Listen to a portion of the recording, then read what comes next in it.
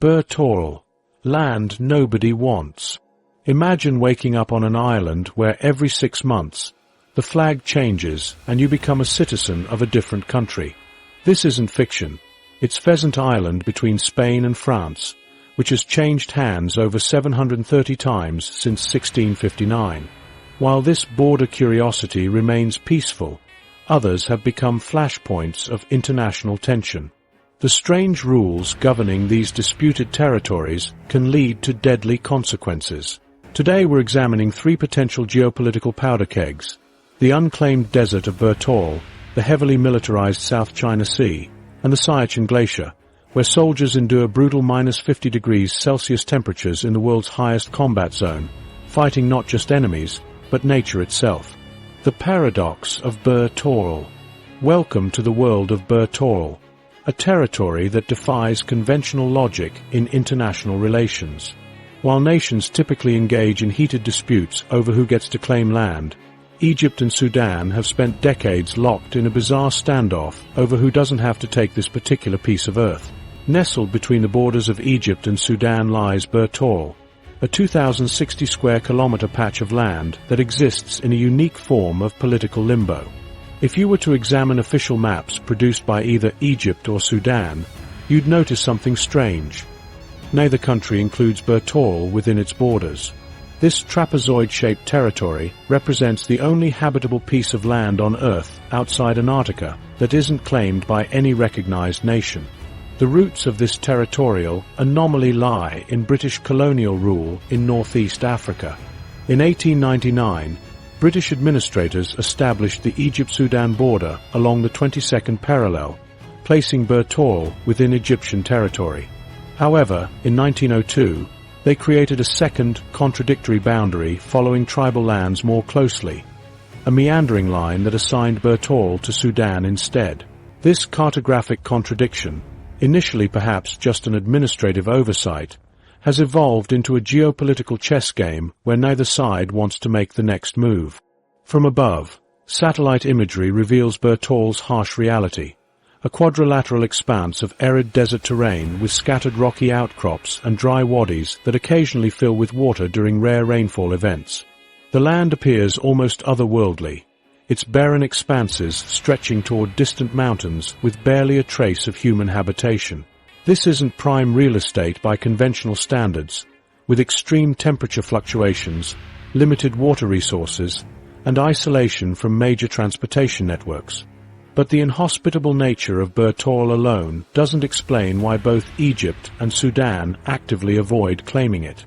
Nations regularly compete over seemingly worthless parcels of land throughout the world.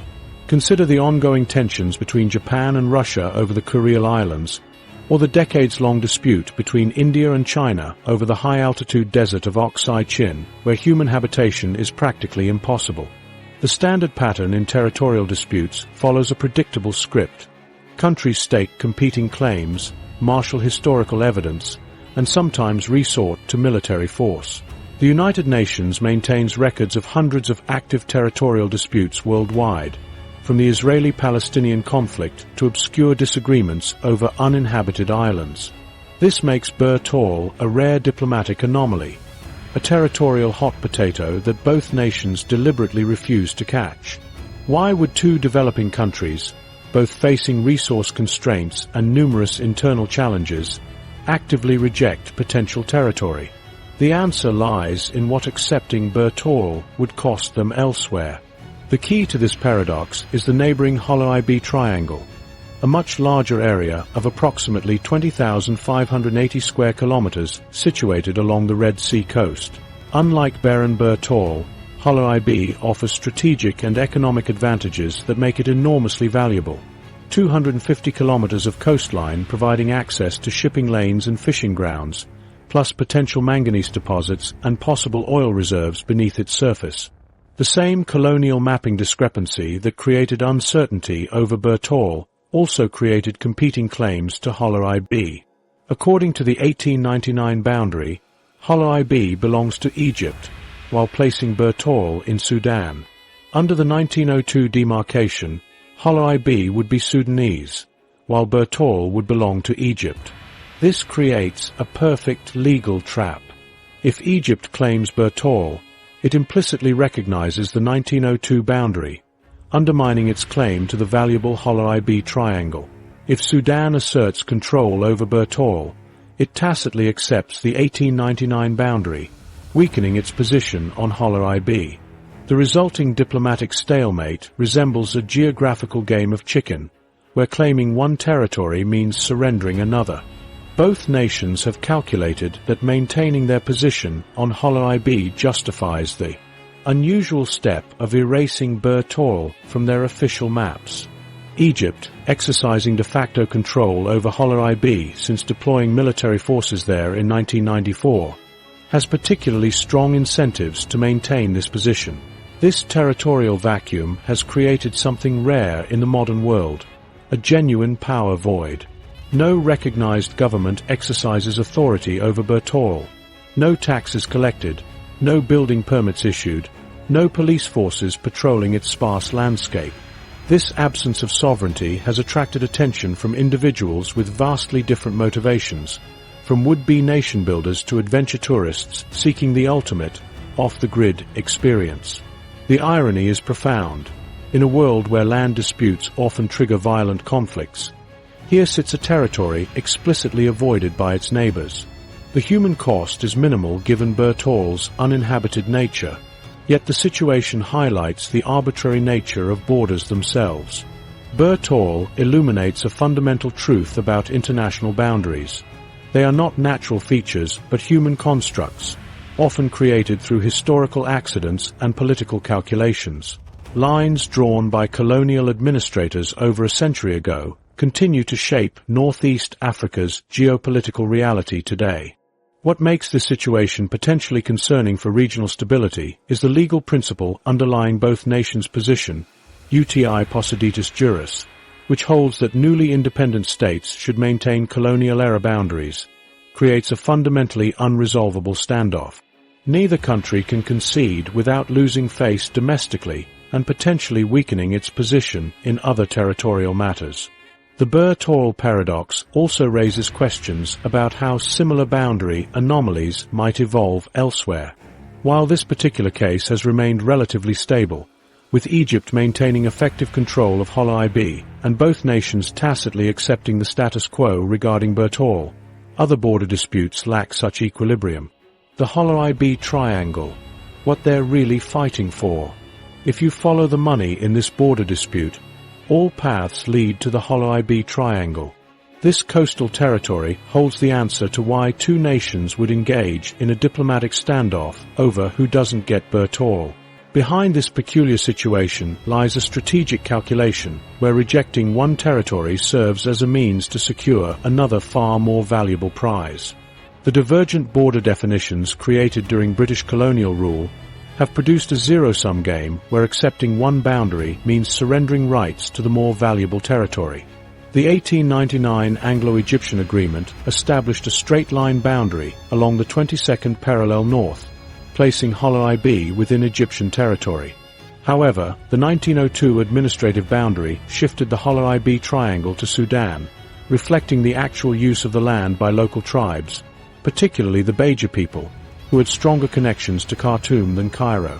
This historical cartographic discrepancy explains the competing claims. Egypt maintains that the 1899 agreement represents the legitimate border, securing its claim to the Hala'ib Triangle while acknowledging Berthol belongs to Sudan. Conversely, Sudan champions the 1902 administrative boundary, granting it control over Hala'ib but assigning Berthol to Egypt.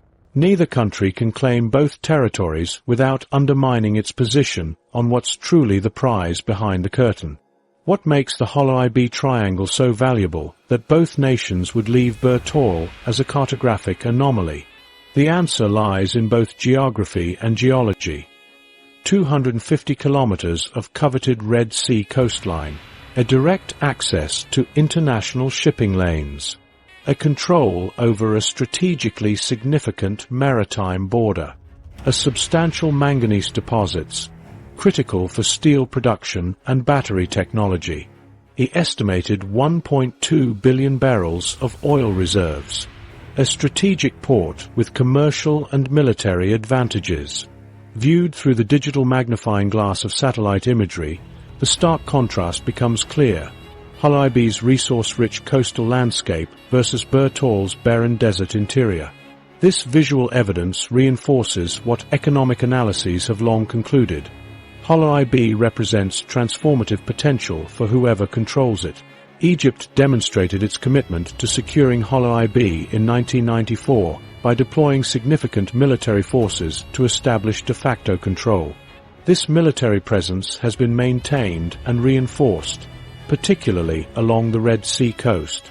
Egyptian authorities have established administrative control, built infrastructure, and effectively integrated Hala'ib into their governance systems, while carefully avoiding any actions that might legitimize Sudan's claims.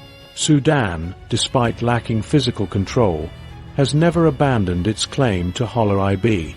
The country continues to include the triangle in its official maps and territorial claims, regularly issuing diplomatic protests against what it considers Egyptian occupation. The Sudanese government uses the 1902 administrative boundary as the legal basis for its position, arguing that this border more accurately reflected the historical tribal territories and administrative realities. This cartographic divergence creates a situation where maps themselves become political statements. Egyptian maps invariably show the 1899 border, depicting Hala'ib as Egyptian territory and Berthol as Sudanese. Sudan's official maps reflect the 1902 administrative boundary, showing Hala'ib as Sudanese territory and Berthol as Egyptian. These competing representations visually demonstrate how each nation's territorial strategy depends on which colonial-era boundary they recognize. The legal principle of uti possidetis juris, governing post-colonial border inheritance, further complicates matters. This principle holds that newly independent nations should inherit colonial borders that existed at independence. With two different colonial boundaries in play, each country selectively applies the principle to support its claim to Hala'ib. This explains why neither can claim Berthol without undermining its legal position regarding the territory they truly desire. Sudan's internal conflicts have further complicated resolution of this territorial dispute. The ongoing civil war that erupted in 2023 has diverted attention and resources away from border issues, creating a situation where Egypt's control continues largely unchallenged. This has effectively frozen the dispute in diplomatic limbo, with Egypt exercising actual governance while Sudan maintains its claim through diplomatic channels. The economic significance of Hala'ib extends beyond its known resources. The coastline offers substantial potential for tourism development, an industry Egypt has successfully leveraged elsewhere. Additionally, the waters provide valuable fishing grounds in an era of increasing competition for marine resources. Compared to harsh, landlocked Berthol with little immediate economic potential, the calculation becomes clear. Recent developments have done little to resolve the underlying dispute. Egypt continues reinforcing its military presence, signaling unwillingness to compromise. Sudan, despite protests, has been unable to change the status quo, particularly given its internal challenges. The standoff remains a diplomatic stalemate, with neither side willing to concede its position on the more valuable territory. This territorial chess game exemplifies how colonial boundary drawing continues to shape modern geopolitics across Africa and beyond. The arbitrary nature of many colonial borders, often drawn with limited understanding of local geography, tribal territories, or historical patterns of land use, has created numerous similar disputes across the continent. However, few have produced the peculiar situation where two nations fight over who doesn't get a territory. The Hala'ib Berthol situation demonstrates how territorial disputes revolve around resources rather than land itself. The relative value of the two territories, one with strategic coastline, port access, and valuable mineral deposits versus a landlocked desert with limited economic potential, explains why both countries maintain their contradictory positions. The struggle centers on what the land contains, what surrounds it, and what strategic advantages it confers. DIY nations. The Bir Tawil claimants. This diplomatic stalemate between Egypt and Sudan created the modern world's only truly unclaimed territory, a vacuum that nature abhors and dreamers can't resist. In a world where every inch of land is meticulously claimed and defended, the peculiar status of Berthol has attracted an unexpected group, DIY nation builders with visions of sovereignty. These would-be monarchs and presidents see opportunity where established nations see strategic liability. The most compelling of these sovereign dreamers is Jeremiah Heaton, an American father who in 2014 journeyed to this remote desert region driven by parental devotion rather than geopolitical ambition. His daughter's innocent wish to become a princess sparked an extraordinary quest across harsh terrain. After reaching Berthol, Heaton planted a homemade flag in the sandy soil and declared the Kingdom of North Sudan. The tender motivation behind this grand gesture, a father's desire to fulfill his daughter's royal dreams, stands in stark contrast to the serious geopolitical implications of claiming territory. Heaton's story captured international media attention, transforming him into a modern-day explorer with a smartphone instead of a musket. His tale inspired others to pursue their own desert conquests. Indian businessman Suyash Dixit proclaimed himself ruler of the Kingdom of Dixit, while Russian DJ Dmitry Zikarev staked his claim to establish the Kingdom of Middle-earth. Each declaration was documented through dramatic social media posts. Digital age. Conquistadors planting flags in desolate landscapes, their triumphal poses belying the practical impossibility of their ambitions. These desert monarchies reveal a fundamental misunderstanding about nation formation in the modern world. The claimants operate under the assumption that planting a flag on terra nullius automatically grants sovereignty rights. This medieval concept of nation-building ignores the complex legal framework governing international recognition of statehood. The 1933 Montevideo Convention outlines 4 essential criteria for a sovereign nation: a permanent population, a defined territory, a government, and the capacity to enter into relations with other states. While Berthol satisfies the defined territory requirement, would-be nation founders face enormous obstacles meeting the other criteria. Establishing a permanent population presents the first major hurdle. Berthol's harsh desert environment lacks water sources, agricultural potential, and infrastructure necessary to support continuous human habitation. There are no roads, electricity, or communications networks. The extreme temperatures and remote location make conventional settlement nearly impossible without massive investment. The occasional presence of nomadic Ababda herders and transient gold prospectors doesn't constitute the stable population required for statehood. Forming a functioning government presents another challenge.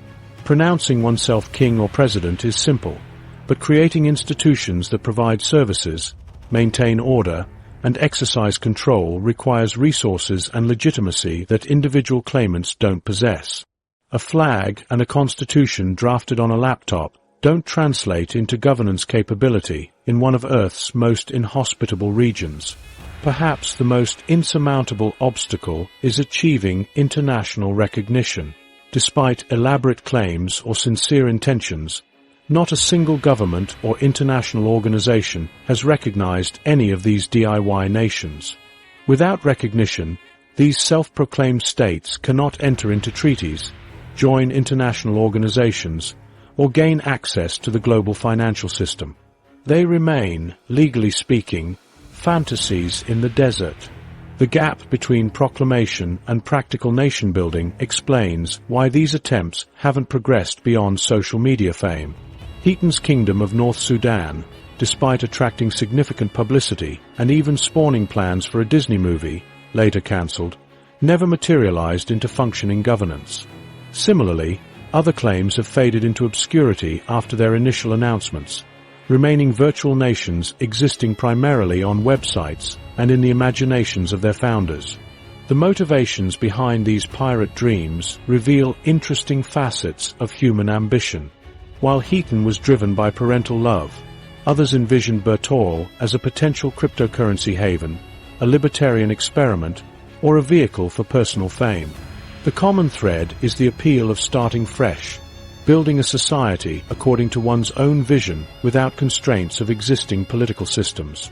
Yet these dreams collide with the reality that nation-building requires more than idealism and clever branding. Physical control over territory, the ability to defend borders and maintain internal order, remains fundamental to sovereignty.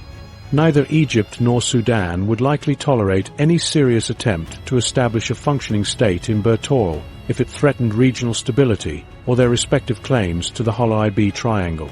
The state of legal limbo surrounding Berthol creates uncertainty that could potentially lead to conflicts beyond these would-be rulers' ambitions. The area does see intermittent activity from both nomadic herders and gold prospectors. With no recognized authority to regulate resource extraction or resolve disputes, competing interests could eventually clash in this governance vacuum. The absence of environmental regulations makes Berthol vulnerable to exploitation. If valuable resources were discovered there, the resulting competition could quickly involve more powerful actors than social media monarchs. The current environment of individual claims masks a serious question about how ungoverned spaces function in our interconnected world. What these DIY nation-building attempts ultimately demonstrate is that territory alone doesn't make a nation. In focusing on the legal anomaly of unclaimed land, these modern explorers overlook the social, economic, and political foundations necessary for statehood. Sovereignty in practice requires capacity, recognition, and legitimacy that can't be manufactured through declarations alone. For now, Berthol remains a curious footnote in international relations, a place where ambitious individuals briefly play at nation-building without creating lasting change. Yet beneath these colorful stories lies a profound question about how territorial anomalies created by colonial powers continue to create uncertainty in the international system. The Siachen Glacier, nature as the primary enemy. As we leave behind the paper kingdoms of Berthol, we encounter a territorial dispute where the true enemy isn't the opposing army but the merciless environment itself. On the Siachen Glacier, the world's highest battlefield, two nuclear powers have spent billions of dollars and sacrificed over 1,000 lives to maintain positions on an uninhabitable stretch of ice spanning 76 kilometers at elevations surpassing 20,000 feet. Operation Meghduth, launched by India in April 1984, secured control of the glacier and the strategic Saltoro Ridge before Pakistani forces could establish their presence. This preemptive military action transformed this remote Himalayan wilderness into an active combat zone where the environment itself has proven far deadlier than enemy fire. Since Operation Meghduth began, approximately 1,150 Indian soldiers have perished on the glacier. The shocking reality is that over 90% of these deaths were caused by the glacier's brutal conditions. Siachen defines the outer limits of human endurance, with temperatures plummeting to -50 degrees Celsius and oxygen levels at merely 10% of sea level availability. The physical reality of serving at these altitudes creates a surreal experience where every breath requires conscious effort. Soldiers patrol while their bodies struggle to extract enough oxygen from the thin air. Under an unrelenting winter's grip, the combination of oxygen deprivation and extreme cold creates a uniquely hostile environment unlike any other battlefield on Earth. For soldiers stationed at Siachen outposts, daily existence transforms into a perpetual battle for survival. Basic human necessities become logistical challenges of extraordinary complexity. Water, abundant in frozen form but useless unless melted, requires precious fuel to become drinkable. The extreme cold renders most equipment rigid and brittle, requiring specialized gear and constant maintenance. Even basic bodily functions become complex operations requiring careful planning.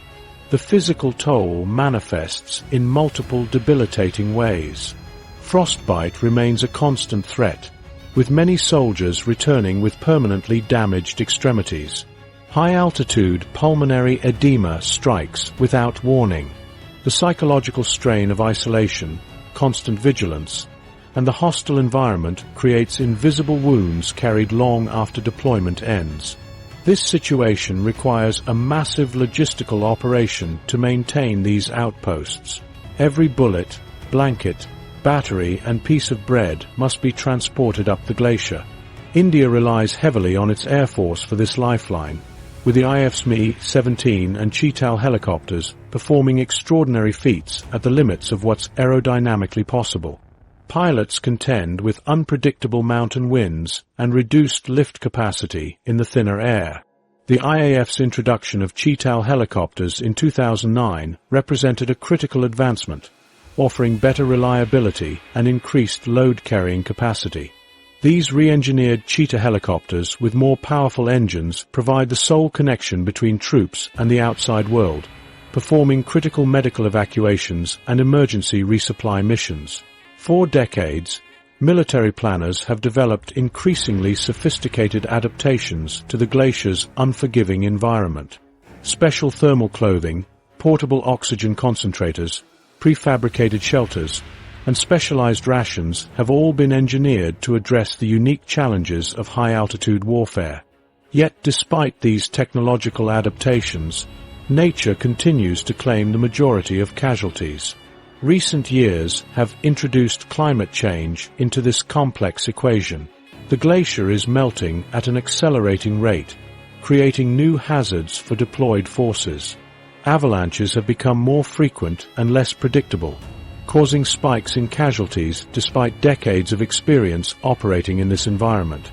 The Indian Army has initiated studies to assess the increasing rate of glacier melt and is re-evaluating vulnerable outposts for potential relocation. This environmental destabilization transforms an already dangerous military standoff into an even more unpredictable situation. Positions once considered relatively stable now face new threats as the ice foundation beneath them deteriorates. The changing patterns of snowfall and temperature fluctuations have forced military commanders to reassess decades-old operational procedures. The financial cost of maintaining this frozen conflict is as staggering as the human toll. India alone spends approximately $1 million per day sustaining its positions, an extraordinary expenditure for positions with minimal strategic value. This translates to roughly $365 million annually, funds that could transform infrastructure, education, or healthcare initiatives in a developing nation. Instead, these resources maintain positions on an uninhabitable glacier where the primary accomplishment is simply surviving from one day to the next. The rational observer might question why both nations continue to allocate such substantial resources to this seemingly irrational standoff. The answer lies in the complex psychological and political dynamics that develop around territorial disputes. Having invested so many lives and national prestige in maintaining these positions, neither side can withdraw without securing meaningful concessions that would justify the sacrifices already made. Past sacrifices justify continued commitment, regardless of the practical value of the territory itself. Pakistan maintains several dozen outposts facing Indian positions across the Saltoro Ridge, creating a tense military frontier at elevations where human beings shouldn't survive for extended periods. Both sides have occasionally exchanged artillery fire, but most casualties continue to result from the environment rather than enemy action. In 2012, an avalanche buried a Pakistani military base at Glacier, killing 129 Pakistani soldiers and 11 civilians in a single catastrophic event. This disaster temporarily raised hopes for demilitarization talks, but failed to break the cycle of occupation that has defined the conflict for nearly 4 decades. Any potential resolution faces significant obstacles beyond military considerations. For India, the glacier has become symbolically important as a demonstration of the nation's ability to project power under the most adverse conditions imaginable. For both countries, domestic political considerations make compromise difficult, as any perceived concession could be portrayed as weakness by political opponents. The conflict over Siachen goes far deeper than climate and altitude. While politicians frame it as a matter of national pride, the real reasons trace back to a cartographic accident and a strategic calculation involving China. At the heart of failed peace attempts lies a fundamental question. How do you verify a borderline drawn across moving ice when withdrawal could mean permanent strategic disadvantage? The roots of the Siachen standoff extend from the complex history of the Kashmir conflict that began with the 1947 partition of British India. When India and Pakistan fought their first war over Kashmir, the resulting ceasefire line, established by the 1949 Karachi Agreement, contained a critical flaw. The demarcation was precisely detailed up to a point designated as NJ 9842, but beyond that, the agreement merely stated the border would continue, thence north to the glaciers. These 5 ambiguous words would eventually transform an uninhabitable ice desert into a deadly battlefield costing billions of dollars and over 1,000 lives. This vagueness initially seemed inconsequential. Who would fight over an uninhabitable ice desert? But as relations deteriorated between the nuclear-armed neighbors, this cartographic gap became increasingly problematic. Pakistan interpreted, thence north to the glaciers, to mean the line should continue northeastward to the Karakoram Pass, placing Siachen within Pakistani territory. India maintained that north meant exactly that, a straight northern trajectory that would put the glacier under Indian control. For decades, this ambiguity remained theoretical. Neither country maintained any presence on the inhospitable glacier. The situation changed dramatically in the 1970s when Pakistan began issuing permits to international mountaineering expeditions to climb peaks in and around the Siachen area. What appeared as tourism to outsiders was perceived by India as a calculated move to establish territorial claims through precedent. Colonel Narendra Bull Kumar, an accomplished Indian mountaineer, became pivotal in this evolving conflict. After seeing maps published in international mountaineering journals showing Siachen as Pakistani territory, Kumar alerted Indian authorities to what they viewed as cartographic aggression. His subsequent reconnaissance expeditions provided crucial intelligence about the glacier's geography and potential military approaches. Kumar's expertise became the foundation for Operation Meghduth, India's preemptive seizure of the glacier in 1984, transforming a paper dispute into a frozen battlefield where soldiers still die today. The strategic significance of Siachen extends beyond its barren ice fields. The glacier sits at a critical three-way junction between India, Pakistan, and China. Control of its heights provides a military vantage point over the Karakoram Pass, a vital link in the partnership between Pakistan and China. This triangular dimension transforms a bilateral dispute into a complex geopolitical calculation involving 3 nuclear powers. From India's perspective, Pakistani control of Siachen could enable a geographic link-up between Pakistani and Chinese forces, creating a strategic vulnerability. India's control of the Saltoro Ridge, the mountainous western edge of the Siachen Glacier, allows its military to observe movements along this critical corridor and maintain separation between its 2 historical adversaries.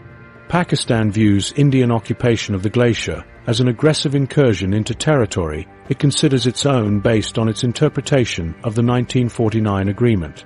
Pakistan's position is further complicated by its close alliance with China, which has its own border disputes with India along the eastern portions of the Himalayas. This 3-dimensional chess game of territorial claims has made resolution extraordinarily difficult. Despite staggering human and financial costs, numerous peace initiatives have collapsed over authentication of the actual ground position line, AGPL. In diplomatic language, authentication means formally recording current positions held by both sides before any withdrawal. India has consistently demanded this authentication as a precondition for any demilitarization agreement.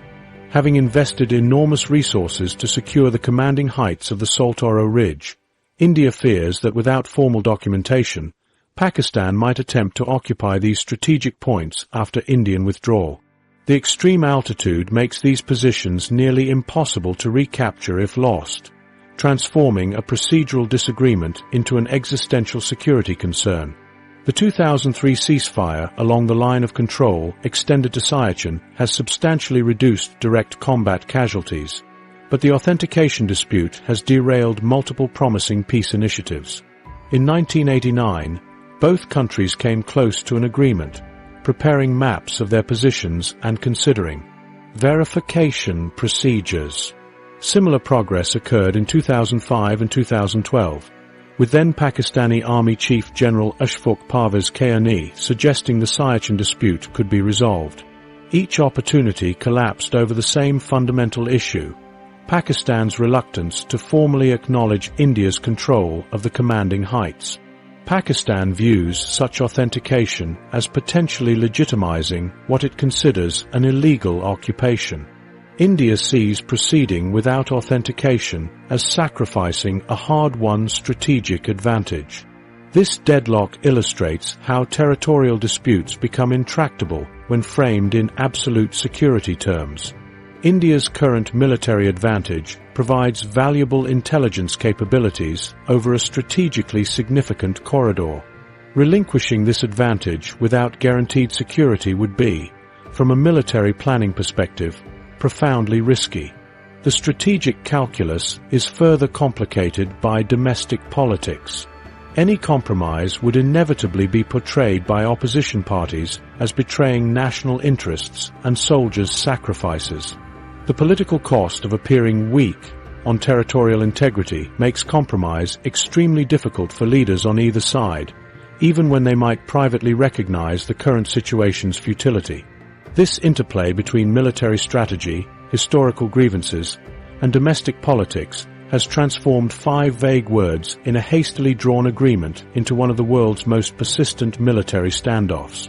The conflict that sends soldiers to die at extreme altitudes began not with armies, but with mountaineers carrying curious documents, Pakistani permits to climb what India considered its territory. Climate change, the third adversary. While India and Pakistan remain locked in their frozen standoff, nature has introduced a third player to the conflict that neither side can control. The very battlefield both armies are fighting to defend is literally melting away beneath their boots. The Siachen Glacier is vanishing at an alarming rate. Its snout has retreated over a kilometer from its 1984 position when Operation Meghdoot first placed Indian troops on these heights. Scientific measurements reveal the glacier has diminished by approximately 35% in recent decades, with an accelerating annual retreat of 110 meters as global temperatures rise. Colonel Sharma, who has served multiple rotations on the glacier since 2005, described the change as fighting on shifting sand, except it's ice and far more treacherous. For military planners in both New Delhi and Islamabad, this rapid glacial melt introduces complications that no war game ever accounted for. The strategic high ground that both militaries have spent billions to control is dissolving like a fortress built on salt, creating a constantly shifting battlefield where yesterday's safe ground becomes today's death trap. As the glacier's ice foundation deteriorates, military outposts once perched on solid ice experience structural instabilities. Positions maintained for decades require constant reassessment as their foundations shift and crack. The Pakistani military, holding positions at lower elevations, faces particularly acute challenges as meltwater cascades down, undermining their fortifications. Avalanche risk has increased dramatically as warming temperatures destabilize snow packs.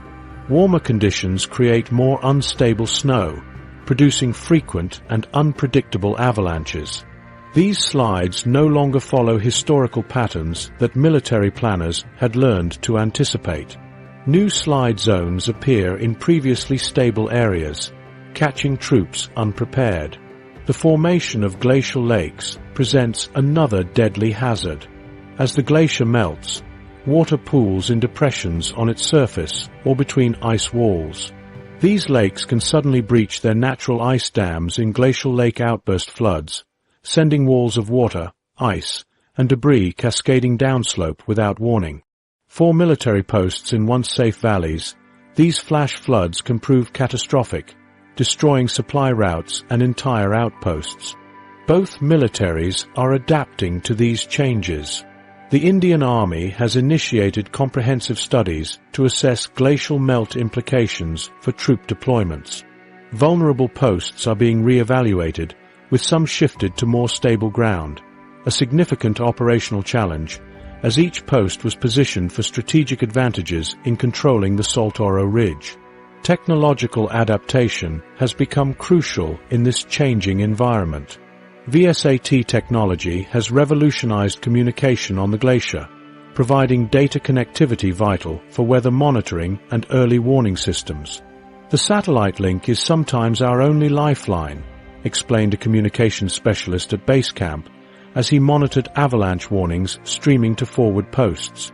This enhanced connectivity allows for quicker evacuation orders and provides critical telemedicine capabilities when troops suffer from injuries or altitude-related illnesses. Transportation methods have evolved alongside the changing terrain. All-terrain vehicles now navigate routes once traversed on foot, and specialized ATV bridges cross newly formed meltwater streams and crevasses. These adaptations reduce exposure time for soldiers in hazardous areas and allow faster evacuations during emergencies. The introduction of Chinook heavy-lift helicopters and logistics drones has transformed supply operations. Chinook's greater carrying capacity and ability to operate at extreme altitudes have improved supply delivery to remote posts. Meanwhile, drones deliver essential provisions to positions that become completely cut off during winter or severe weather. This reduces the need for dangerous ground convoys across increasingly unstable ice fields. The Indian Air Force's role has become even more critical. Since their first helicopter landing on the glacier in October 1978, IAF pilots have pushed aviation limits in thin air. Today, Cheetal helicopters continue this tradition while contending with less predictable weather patterns and changing landing zones as the ice retreats. The Air Force operates in an environment where changing glacial conditions create unpredictable wind patterns and visibility challenges.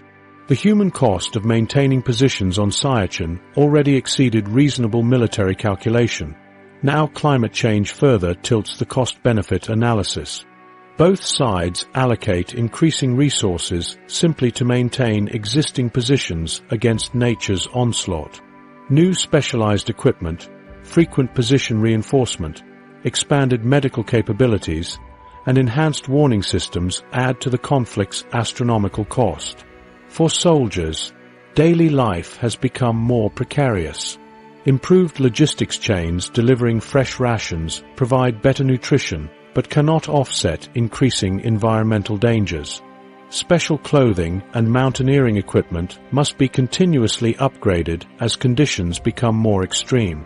Even with temperatures plummeting to -60 degrees Celsius, greater danger often comes from sudden warming events that destabilize surroundings.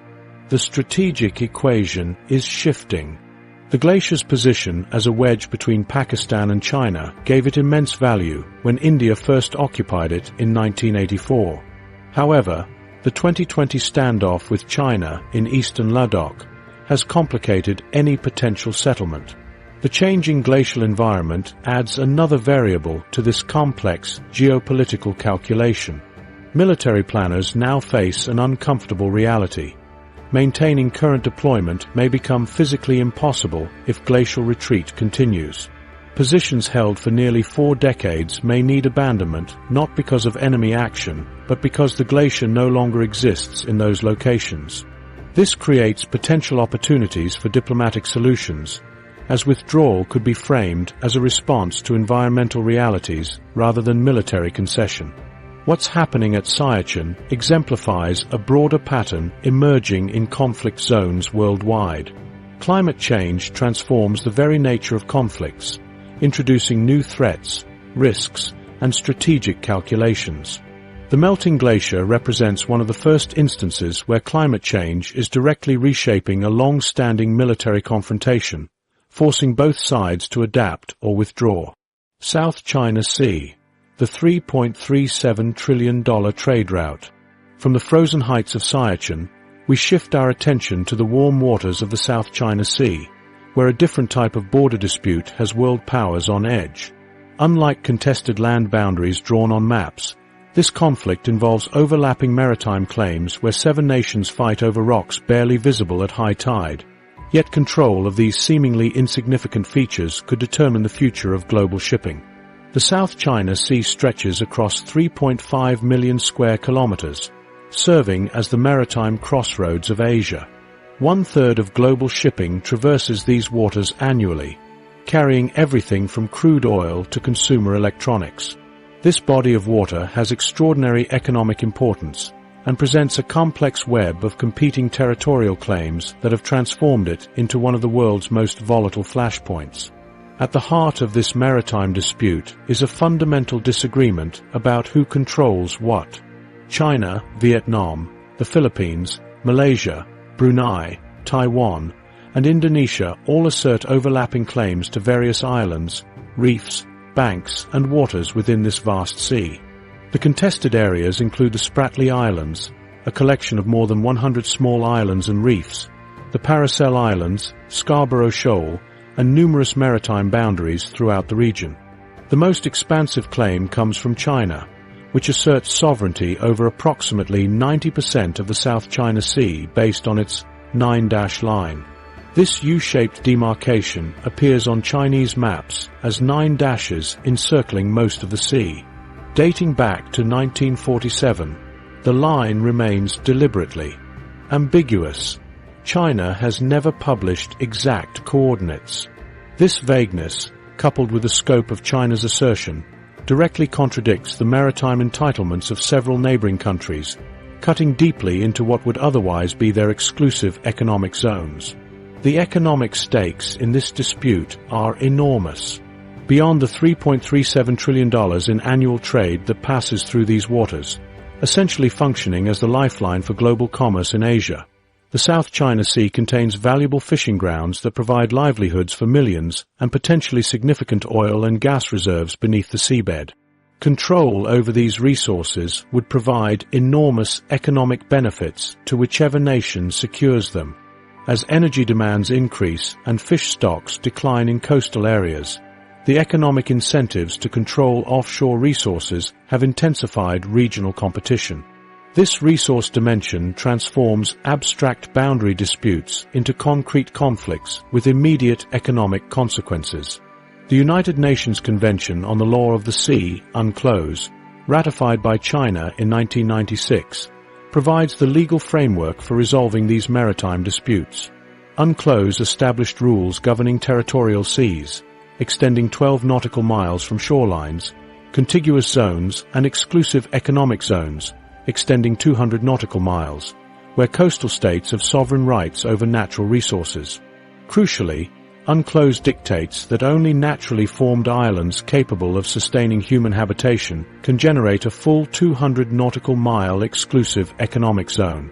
Rocks that cannot sustain habitation generate only a 12 nautical mile territorial sea, while features submerged at high tide generate no maritime entitlements at all. This distinction fundamentally shapes the South China Sea dispute because many contested features are small rocks or low tide elevations. Their classification dramatically affects the maritime rights they can generate. A tiny rock might yield control over just a few square kilometers, while an island could generate rights over thousands of square kilometers of resource-rich waters. Frustrated by China's expanding presence, the Philippines initiated arbitration under UNCLOS in 2013.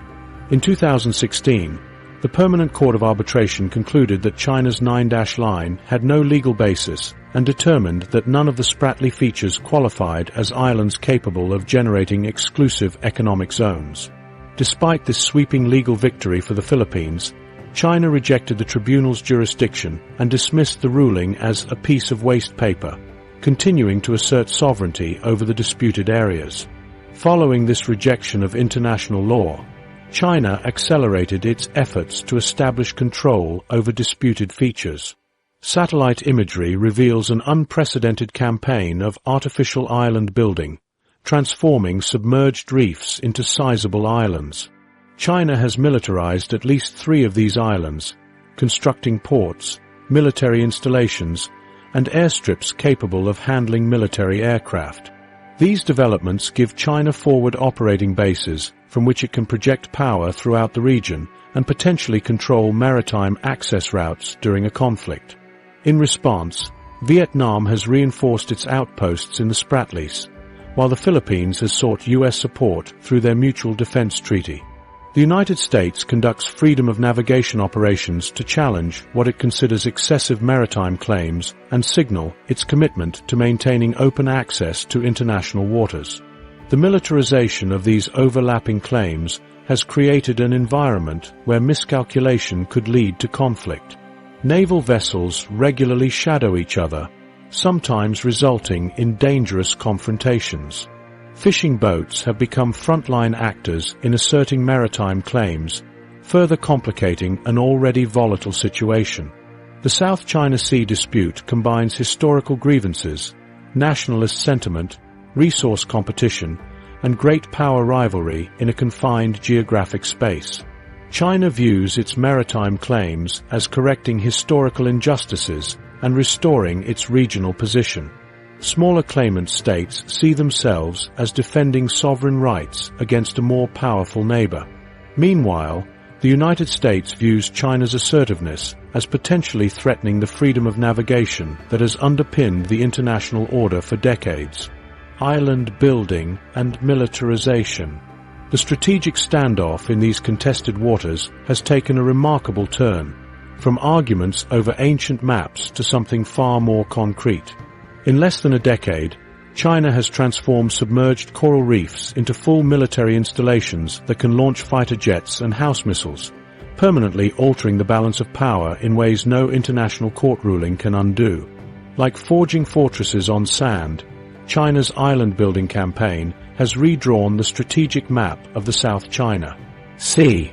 Since 2013, massive dredging operations have pumped sand from the seafloor onto previously submerged reefs, creating over 3,200 acres of new land.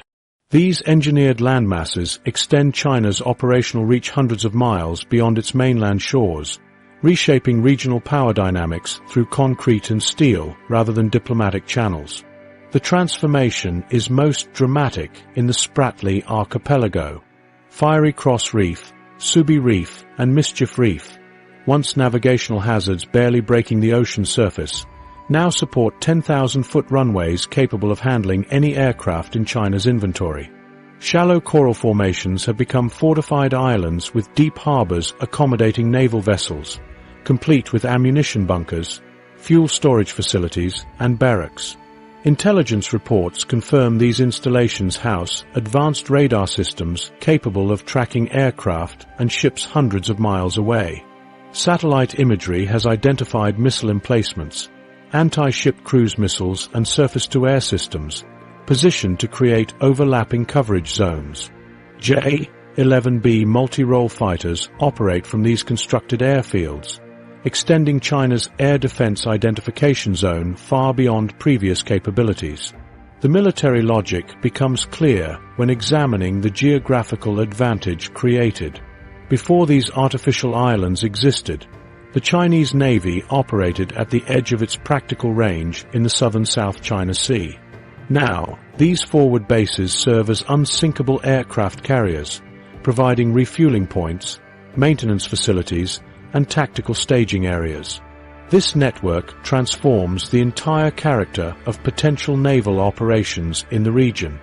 According to UNCLOS, artificial islands do not generate territorial waters or exclusive economic zones like natural islands. However, by establishing physical control, China gains practical advantages regardless of legal definitions. The permanent military installations make it nearly impossible to dislodge Chinese forces without direct conflict, creating a form of de facto sovereignty independent of international court rulings. The United States has responded with increasingly assertive freedom of navigation operations, FONOPs. In 2023 alone, the U.S. military conducted 107 activities in the South China Sea, including 6 operations directly challenging China's claims. These operations involve U.S. warships deliberately transiting within 12 nautical miles of these artificial islands, demonstrating America does not recognize them as generating territorial waters. These FONUPs have led to tense encounters. Chinese vessels regularly shadow American ships, sometimes maneuvering dangerously close. Radio communications reveal the fundamental disagreement. American commanders assert their right to innocent passage through international waters, while Chinese counterparts insist U.S. ships are violating Chinese territory. Careful protocols on both sides prevent escalation, but the risk of miscalculation remains a serious concern.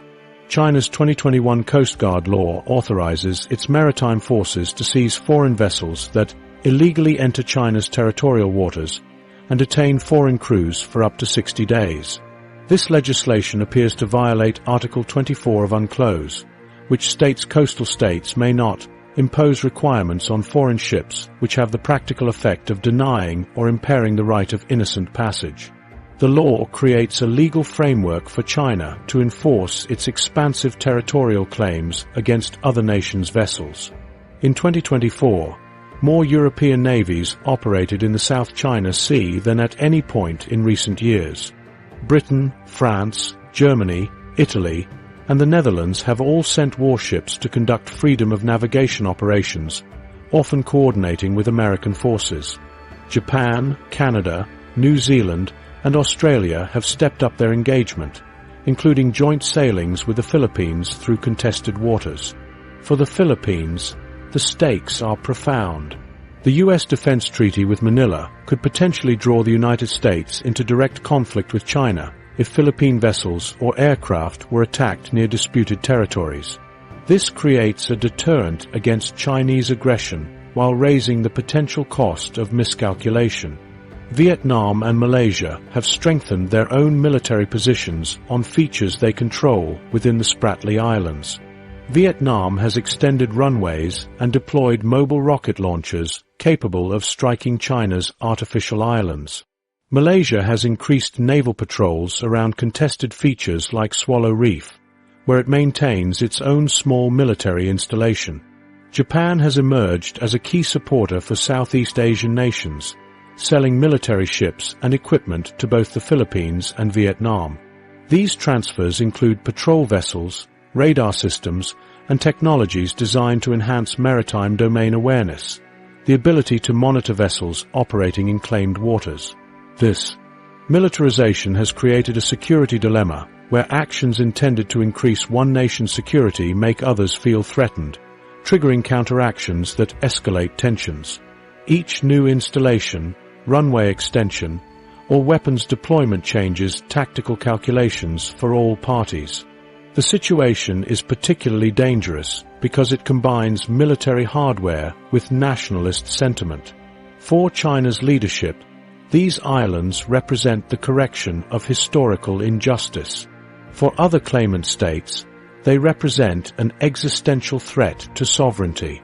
These emotionally charged perspectives make de-escalation difficult, as compromise can be portrayed domestically as weakness. The balance of military power has fundamentally shifted.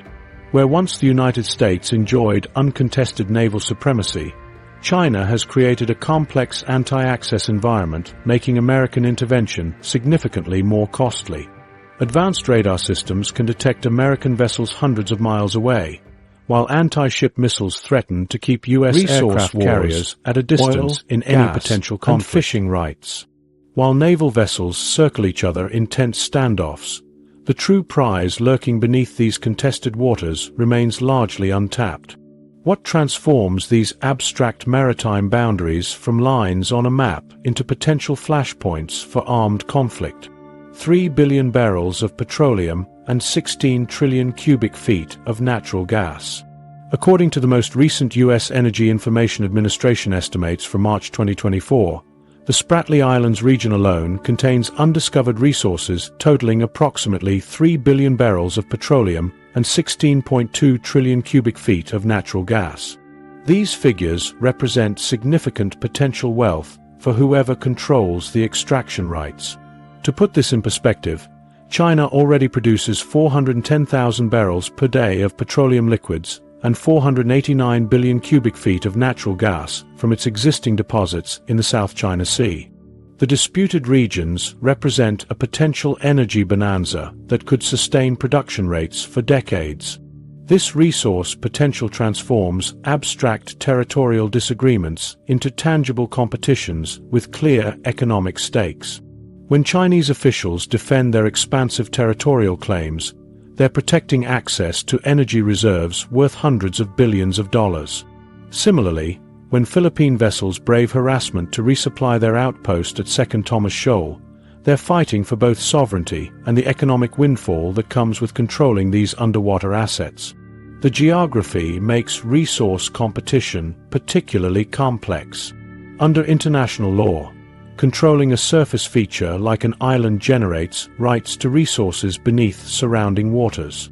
This explains China's heavy investment in transforming submerged reefs into permanent installations. Each artificial island secures access to petroleum and natural gas deposits in the surrounding seabed. For China, these energy reserves offer strategic energy security beyond economic gain. In 2023, approximately 9 million barrels of crude oil and condensate per day traveled through the South China Sea to China. Domestic sources would reduce dependency on shipping lanes vulnerable during conflicts. As China's energy demands grow with its economy, these offshore reserves become increasingly critical to national security. The economic impact extends to fishing communities throughout Southeast Asia. In coastal villages from Vietnam to the Philippines, generations of families have depended on these waters for livelihood and sustenance. As industrial fishing fleets push into traditional grounds, local fishermen return with smaller catches, threatening food security and economic stability. Some villages have seen young people abandoning fishing altogether, ending centuries-old traditions as resources become increasingly contested. The Philippines' confrontations with China at Second Thomas Shoal demonstrate how resource competition creates dangerous encounters. This shoal, within the Philippines' 200-mile exclusive economic zone, has become the scene of increasingly aggressive tactics. The Philippines grounded the BRP Sierra Madre in 1999 to establish a permanent presence, but maintaining this claim has become dangerous. Chinese Coast Guard vessels employ water cannons, military-grade lasers, and dangerous maneuvers against Philippine supply boats. These physical confrontations determine who will control the resources beneath these waters.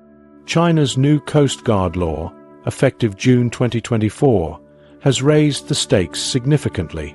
This legislation authorizes Chinese maritime forces to detain foreign crews for up to 60 days and seize vessels deemed illegally entering claimed territorial waters. Given China's expansive 9-line claim, this law creates a framework for aggressive enforcement across most of the South China Sea.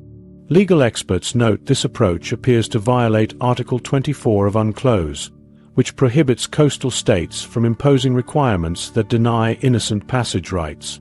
Attempts at cooperative development have emerged among competing claimants.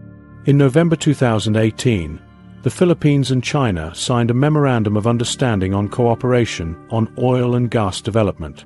This agreement focused on joint use rather than ownership, following models established between Malaysia and Vietnam in 1992 and between Malaysia and Thailand in 1979 and 1990. However, these frameworks remain fragile, as sovereignty claims frequently override economic pragmatism. The international community has responded to China's actions with increased naval presence. In 2024, more European navies operated in the South China Sea than previously, with Britain, France, Germany, Italy, and the Netherlands deploying vessels.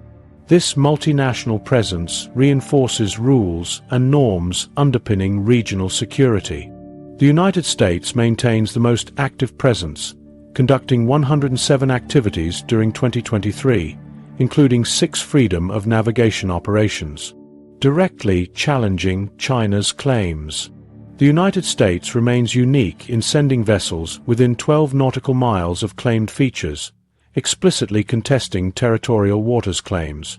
These operations involve naval units transiting disputed areas to prevent setting precedents accepting unlawful claims.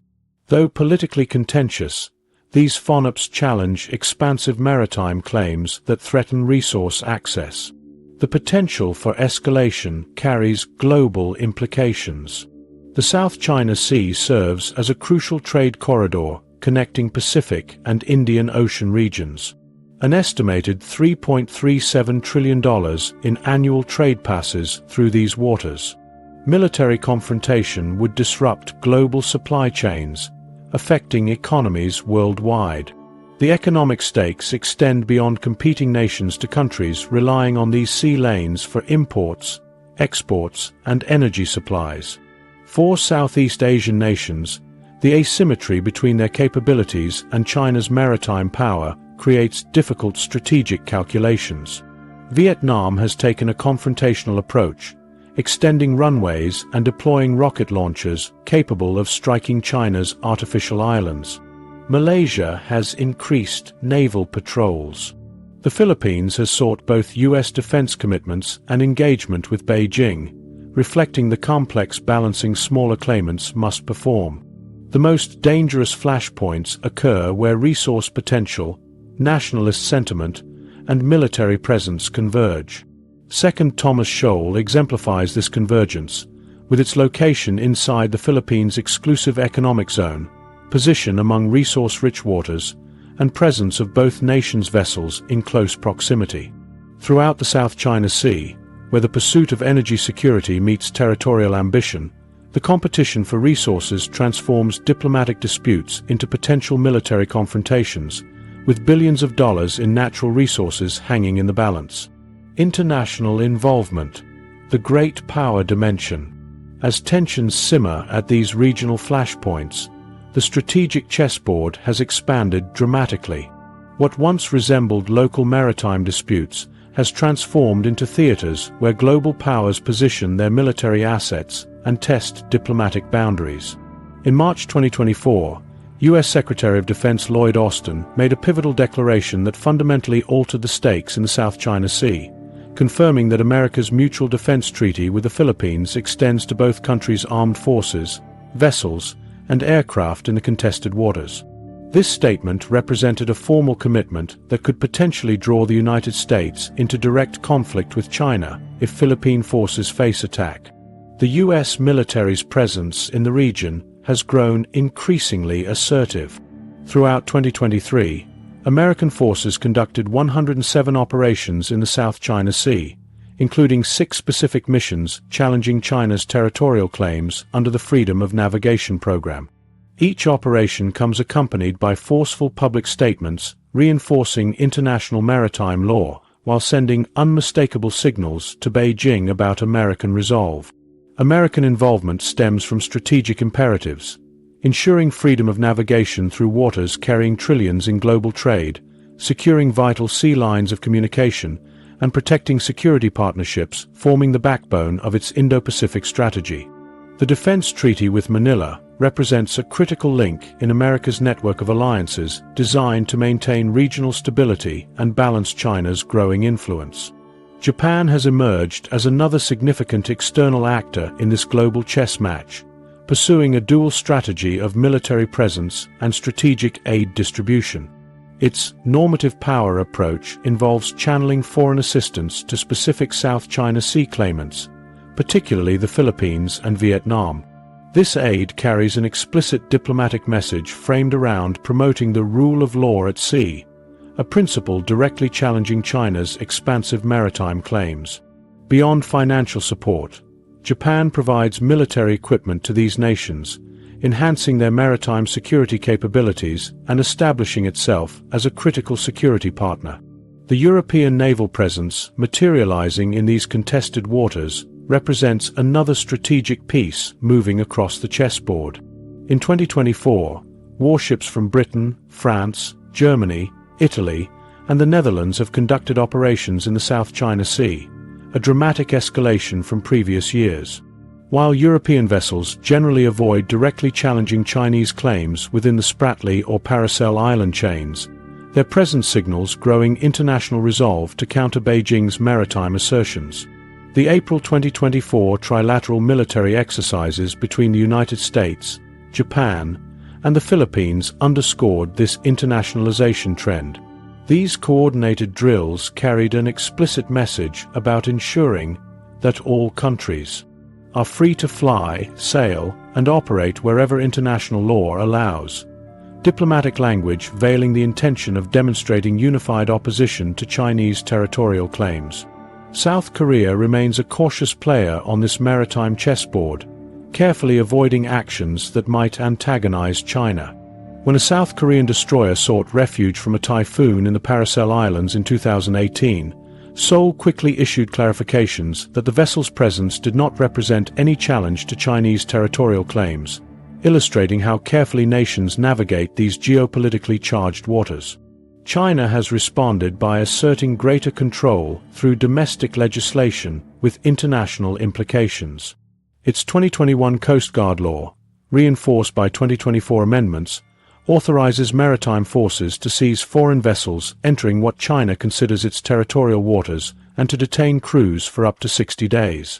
The law permits China's Coast Guard to take coercive action against foreign military vessels violating Chinese domestic law, creating a legal framework for potential armed confrontations with foreign navies.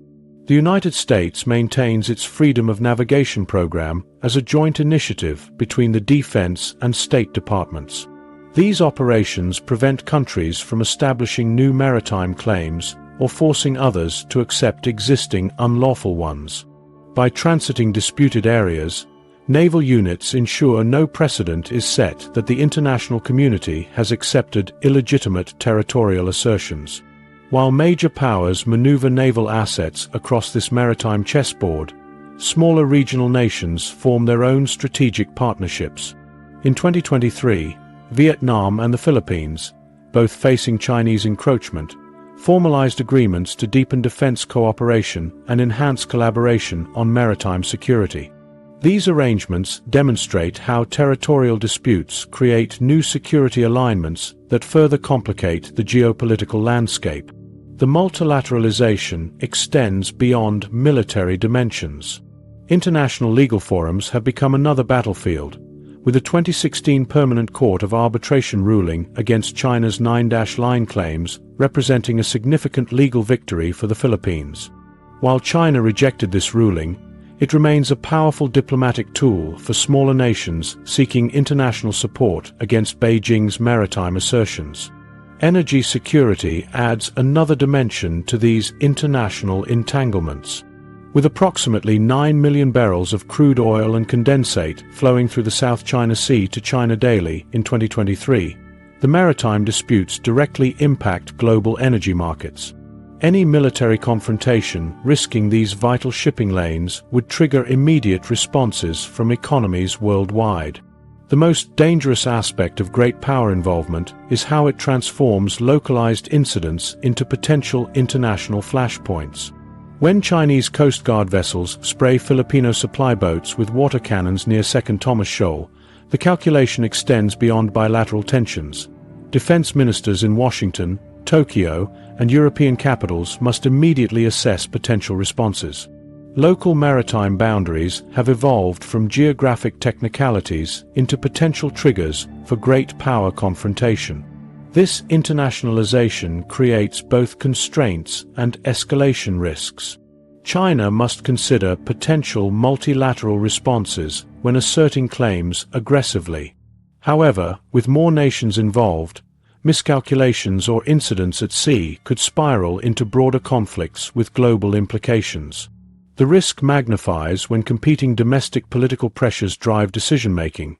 Nationalist sentiments often demand tough responses to perceived provocations, limiting diplomatic flexibility. As we look ahead, the future of these territorial disputes hinges on a critical choice: cooperation or apathy. Particularly in Africa, Berthol may remain in limbo as Sudan's civil war diverts attention from border issues. Meanwhile, The South China Sea faces growing militarization, with international naval deployments challenging China's expansive claims. Climate change transforms these disputes, especially on the rapidly melting Siachen Glacier. Will nations choose diplomacy or conflict as resources grow scarcer and environments change? These contested territories reveal how historical accidents and competition shape our world. What price will global security pay if we fail to resolve these tensions peacefully?